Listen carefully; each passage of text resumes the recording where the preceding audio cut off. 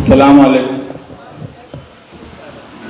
सबसे पहले मैं अबू आसिम आजमी साहब और रईस शेख साहब इनका मालेगांव शहर की तरफ से शुक्रिया अदा करता हूं कि ये दोनों एमएलए हमारे लीडर मालेगांव शहर के लिए सिर्फ सनत का सवाल नहीं, मिल्लत का सवाल हो या कोई डेवलपमेंट का सवाल हो, ये मुसलसल कोशिश कर रहे हैं।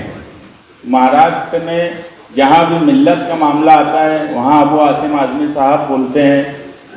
जब मैंने रईस शेख साहब की ये लक्ष्य विधि जब लगा और उनकी बात सुनी, मैं भी कारपोरेटर हूँ, मैं भी हॉल में बोलता हूँ, मगर उनका जब मैं सुन रहा था, मैं ये बात अभी भी मानता हूँ कि सरकार हमारे लिए अच्छा सोचेंगी, ऐसा मैं मानता ही नहीं। मगर जिस ढंग से इन्होंने बात रखी असेंबली में वो बड़ी कमाल का तरीका था और ऐसा लग रहा था कि कोई स्टूडियस पर्सन अपनी बात रख रहा है। और बात रखना एक बात है, बात मनवा लेना ही लीडरी और कमाल है। और ये रईस शेख साहब में मैंने ये कमाल देखा। बात तो सभी लोग रखते हैं 2 मिनट 1 मिनट, मगर किसी बात पर रिसर्च करके स्टडी करके बात रखना ये तरीका होता है असेंबली में या कोई भी लोकल बॉडीज में जो भी नुमाइंदे हो उनका। मालेगांव शहर में आप आए, आपका जब नोटिफिकेशन निकला, कमेटी बनी, हमने ये लगा कि मालेगांव शहर को इसका फायदा होना चाहिए, इसलिए हमने खास तौर से बुनकरों से मुलाकात का सिलसिला शुरू किया। और आपके सामने ये मिसाल है कि यहाँ पर शहर की एक बड़ी बुनकर हजरात जो पावर लूम से जुड़े हुए हैं वो यहाँ आपके सामने मौजूद हैं। और यही मालेगांव शहर की असल ताकत है, यही मालेगांव शहर को चलाते हैं। मगर ये कभी जो चेहरे मैं यहाँ देख रहा हूँ, ये कभी ऐसे किसी प्रोग्राम में जाते नहीं। ये यहाँ आए, हमें और आपको भी इनका शुक्रिया अदा करना चाहिए, ये ऐसे लोग हैं। अभी हमारे शहर का मसला ऐसा है कि रईस भाई आप कमेटी में हो और मुझे पूरी उम्मीद है कि आप फॉलो अप लेंगे, आप काम करेंगे। वहाँ पर कौन कितना काम करेगा ये नहीं मालूम हमें, मगर आप काम करेंगे ये उम्मीद भी है और अल्लाह पर यकीन है कि आप जरूर काम करेंगे और इस बार कुछ न कुछ पावर लूम सनत का भला होगा। काम हम भी यही चाहते कि सब लोग मिल के करें।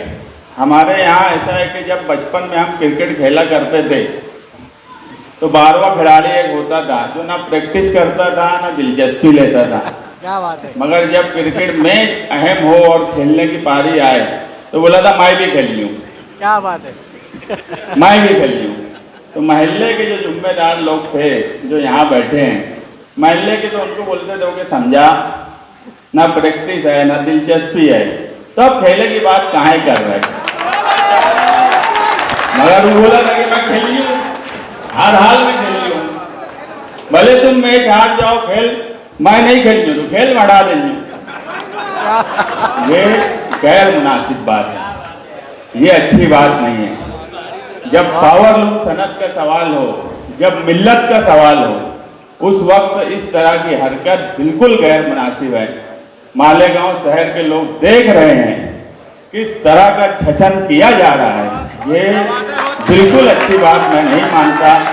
ये हमारे खिलाफ नहीं हो रहा, ये बुनकर बिरादरी के खिलाफ हो रहा, ये पावर लूम सनत के खिलाफ हो रहा। कि अगर तुमको इतना ही खेलना आ रहा होता तो तुम असेंबली में बोले होते।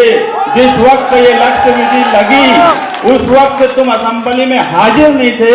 आपको 19 तारीख का नोटिफिकेशन, आप 20 तारीख को बोलते हो कि 20 तारीख को उस पर क्वेश्चन लगा, 13 दिसंबर को रईस शेख साहब वहां बोल रहे थे, आपको तारीख तक नहीं पता है। तो मेरी आपसे हाथ जोड़ के गुजारिश है कि आप साथ में काम करिए, बहुत अच्छी बात है। रईस शेख जैसा स्टूडियस एमएलए आपके साथ है, हमारे साथ भी अगर कोई कारपोरेटर दूसरी पार्टी का भी रहेगा, उसको मालूमात है और वो भला कर सकता है, तो मुझे कोई हिचकिचाहट नहीं है उससे मालूमात लेके काम करने की। मैं रईस शेख साहब से भी गुजारिश करूंगा कि अगर हमारे शहर के नुमाइंदे आपसे मालूमात लेते हैं, काम करने में दिलचस्पी लेते हैं, तो आप जरूर उनको मालूमात दीजिए, आप उनको गाइड कीजिए ताकि वो भी अच्छे ढंग से कामकाज कर सके। ये मेरी आपसे गुजारिश है। मैं दोबारा यहाँ आए हुए तमाम ही लोगों का शुक्रिया अदा करता हूँ और मैं यही बोलूँगा कि अगर बुनकर, कारखाना, पावरलूम, मिल्लत के मामले में कोई भी फर्द मैं भड़ैयों बोलिए तो तुम उसका खेल बना देना।